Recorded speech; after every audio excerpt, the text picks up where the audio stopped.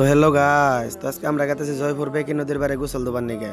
তো আমার লগে আছে সাহিল, মমিনুল আর হলো জুনাইদ আর একটা আছে ফ্রেন্ড। তো আমরা লাহে লাহে জয়পুরের দিকে রওনা দিছি। আর এমবারে কিন্তু একটা মালের নাকি দেখা গেল ওয়াও। আর চাষি কিন্তু ছাতি নিয়ে খারাই রয়েছে। তো 2 দিন আগে জয়নাল একটা ভিডিও দিছিল, তো এটা বলে ড্রাগস খাবার আইসাল পাবলিকে বলে গাড়ি বাইরে ভেঙে দিছে। তো এটা ভুয়া, এটা ডাম ভাড়ানো অ্যাক্সিডেন্ট হয়ে কিন্তু ভাঙছে।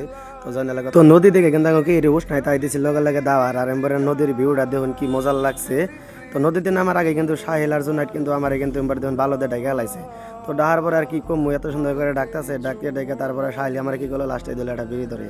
তো আমি কিন্তু ডাহার তালাই সবাই দেখাইতেছে আর বিড়ি টানতেছি, কিন্তু সবাই ভাববো যে এরকম করে ডাকতেছে গায়ে, এটা একটা কিন্তু এনজয় ফুর্তি।